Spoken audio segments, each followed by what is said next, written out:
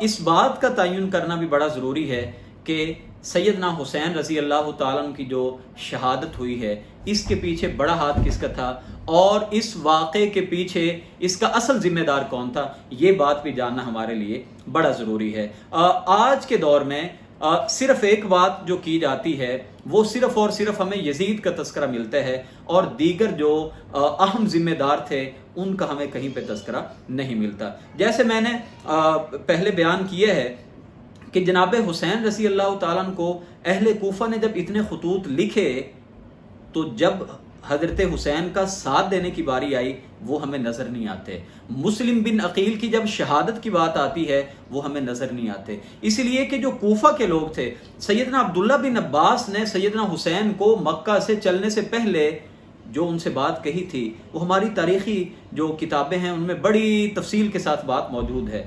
سب نے ایک بات کی تھی کہ جناب کوفہ والے آپ سے وفا نہیں کریں گے، کوفہ والوں نے آپ کے والد گرامی کے ساتھ وفا نہیں کی، یہ عہد شکن لوگ ہیں۔ اور کوفہ کے بارے میں پھر دیکھیں نا، لوگوں نے ان کی عہد شکنی اور ان کا جو غدر تھا اور جو ان کی بے وفائی تھی اس کو ایک استعارے کے طور پہ، ایک تمثیل کے طور پہ اپنے اشعار میں لوگوں نے کہہ دیا۔ وہ کسی نے کہا ہے نا کہ اس کوفہ مزاج لوگوں کی بہتات ہے یہاں، کوفہ مزاج لوگوں کی بہتات ہے یہاں، اس شہر نامراد سے خیمے سمیٹ لو۔ اور کسی اہل دل نے کہا نا کہ ہم مدینہ مزاج لوگوں کی زندگی کٹ رہی ہے کوفہ میں۔ اور عربی کہا کرتے تھے الکوفی لا یوفی، کوفیوں میں وفا نہیں ہوتی۔ تو کوفی ہمیشہ سے غدر، عہد شکنی جناب علی المرتضیٰ رضی اللہ تعالیٰ عنہ کے ساتھ جو انہوں نے کیا تھا اس سے پہلے، صحابہ کرام کے سامنے ساری یہی باتیں تھیں۔ یہی وجہ ہے کہ صحابہ کرام شہادت حسین کا سب سے بڑا ذمہ دار کوفیوں کو گردانا کرتے تھے۔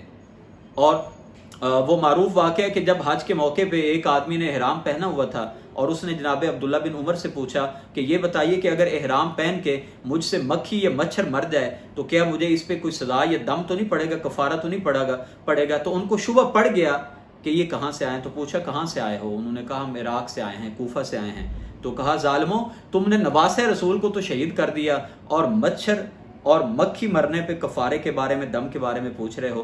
تو اس کا مطلب یہ ہے عبداللہ بن عمر یہ سمجھتے تھے کہ سیدنا حسین رضی اللہ تعالیٰ عنہ کو شہید کرنے والے کوفہ کے لوگ ہیں۔ حضرت ام سلمہ رضی اللہ تعالیٰ عنہ نے جب یہ سنا کہ حضرت حسین رضی اللہ تعالیٰ عنہ کو شہید کر دیا گیا ہے تو انہوں نے فوری طور پہ بغیر کوئی بات پوچھے فرمایا تھا کہ اللہ کوفے والوں پہ لعنت کرے۔ صحابہ کرام رضوان اللہ علیہم اجمعین تمام کے تمام وہ یہ سمجھتے تھے کہ شہادت حسین کے پیچھے جو اصل ذمہ دار ہیں، جنہوں نے حضرت حسین رضی اللہ عنہ کو دھوکہ دے کے وہاں سے بلایا، وہ کوفہ کے لوگ تھے۔ یہی وجہ تھی کہ سیدنا حسین رضی اللہ تعالیٰ عنہ ایک موقع پہ وہاں سے واپس جانے کو بھی تیار ہو جاتے ہیں۔ بعض روایتوں میں انہوں نے یہاں تک کہا تھا کہ مجھے دمشق میں یزید کے پاس جانے دو۔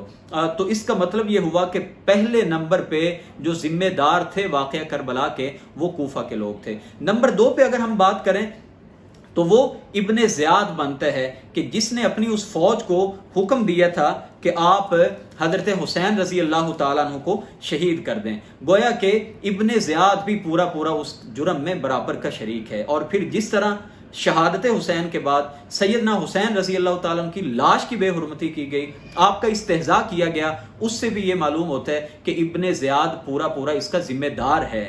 اور مسلم بن عقیل کی شہادت بھی ابن زیاد کے ہاتھوں میں ہوتی ہے۔ اور حضرت ہانی کی جو شہادت ہوئی، جن کے گھر میں انہوں نے پناہ لی تھی مسلم بن عقیل نے، وہ بھی ابن زیاد کے حکم سے ہوتی ہے۔ تو ابن زیاد بھی پورا اس کے اندر شامل ہے اور ذمہ دار ہے۔ اور پھر یزید اس لیے ذمہ دار ہے کہ یزید حاکم وقت تھا اور یزید کو بھی پتہ تھا، جیسا کہ عبداللہ بن عباس رضی اللہ تعالیٰ عنہ کو جب حضرت حسین رضی اللہ تعالیٰ عنہ ابھی تک کوفہ نہیں پہنچے تو اس نے عبداللہ بن عباس کو خط لکھا تھا۔ اس کا مطلب ہے اسے اندازہ ہو گیا تھا کہ جناب حسین رضی اللہ تعالیٰ عنہ آ رہے ہیں، یہ اس کی ذمہ داری تھی۔ نعمان بن بشیر کو بدل کے وہاں پہ عبید اللہ بن زیاد کا تقرر کرنے والا یزید تھا۔ اس لیے اگر میں یہ کہوں کہ یزید جو ہے وہ اس میں بری ذمہ ہے، اور میں یہ کہوں کہ یزید کے تو بڑے فضائل ہیں، یہ بات بالکل عقل میں اور میرا جو دین یا میرا فہم ہے وہ اس کو ماننے کے لیے تیار نہیں ہوتا۔ جناب حسین رضی اللہ تعالیٰ عنہ کی اگر مزاحمت تھی بھی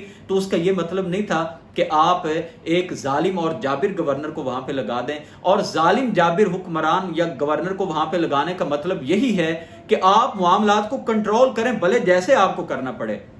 تو پھر اس نے کیا، اس نے شہید کروا دیا۔ اسی لیے اگر ایک اعتبار سے میں دیکھوں تو یزید اس جرم میں پہلے نمبر پہ ہے، شہادت حسین میں اور واقعہ کربلا میں، اس اعتبار سے کہ وہ حاکم وقت تھا، وہ خلیفہ وقت تھا، اور اس کو علم ہو چکا تھا کہ جناب حسین تشریف لا رہے ہیں۔ یہی وجہ ہے کہ تاریخ میں وہ خط موجود ہے جو اس نے عبداللہ بن عباس کو لکھا، یہی وجہ ہے کہ اس نے نعمان بن بشیر کو ہٹا کے عبید اللہ بن زیاد کو لکھا۔ تو اس اعتبار سے پہلے نمبر کا شہادت حسین کا ذمہ دار یزید ہے۔ اور اگر جیسے میں نے پہلے عرض کیا کہ آپ اگر دیگر حالات کو دیکھیں کہ یزید نے حالات کنٹرول کرنے کے لیے اگر ابن زیاد کو بھیجا تھا، تو پھر ہم یہ کہہ سکتے ہیں کہ پہلے نمبر پہ کوفہ ہے، دوسرے نمبر پہ ابن زیاد ہے، اور تیسرے نمبر پہ یزید ہے۔ اس لیے کہ آج کی طرح موبائل نہیں ہوتے تھے، آج کی طرح خط و کتابت اور فیکس اور میل نہیں ہوتی تھی کہ آپ فوری طور پہ ان سے کہیں کہ جناب حسین آ گئے ہیں اور میں ان کو شہید کرنے لگا ہوں، اور یزید نے یہ کہا ہو کہ شہید کر دو۔ تو اس اعتبار سے یزید کو علم نہیں تھا یا یزید نے حکم نہیں دیا تھا جو تاریخی کتابوں میں واقعات ملتے ہیں۔ تو اگر ان باتوں کو دیکھیں تو پھر میں یہ سمجھتا ہوں کہ یزید ملوث تھا تیسرے نمبر پہ، اور اگر خلیفہ کے طور پہ دیکھیں تو یزید پہلے نمبر پہ تھا۔ ناظرین گرامی، یہ سارے واقعات جو تھے بلا شبہ اگر یہ نہ ہوتے تو آج عالم اسلام مزید قوت کے ساتھ، مزید شور کے ساتھ، مزید طاقت کے ساتھ اور مزید پوری شان و شوکت کے ساتھ ابھر رہا ہوتا، دنیا میں عالم اسلام کے پھریرے لہرا رہے ہوتے۔ لیکن شیعہ سنی تنازع ہمیں معلوم ہوتا ہے کہ ایک طرف جو ہے وہ جناب سیدنا حسین رضی اللہ تعالیٰ عنہ کی فضیلت کے اوپر بیان کرتے ہیں، الحمدللہ اہل سنت والجماعت بھی کرتے ہیں، اور میں یہ بھی عرض کرنا چاہوں گا کہ جناب حسین رضی اللہ تعالیٰ عنہ صرف ہمارے جو اہل تشیع بھائی ہیں، یہ صرف حضرت حسین پہ ان کا حق نہیں ہے۔ حسین کی شان کو کم کیا جا سکتا ہے یہ باتیں کر کے کہ سنی حسین کو ویسا نہیں مانتے۔ حسین علیہ السلام، سیدنا حسین علیہ السلام کے بارے میں یہ ببانگ دہل کہتا ہوں کہ جس طرح اہل تشیع یہ کہتے ہیں کہ ہمارا زیادہ حق ہے جناب حسین پہ، ہماری زیادہ محبت ہے جناب حسین سے، میں یہ کہتا ہوں کہ اہل سنت کے تمام مکاتب فکر، تمام مسلک وہ بھی اتنا ہی حق رکھتے ہیں، وہ بھی اتنی ہی محبت کرتے ہیں جناب حسین رضی اللہ تعالیٰ عنہ سے۔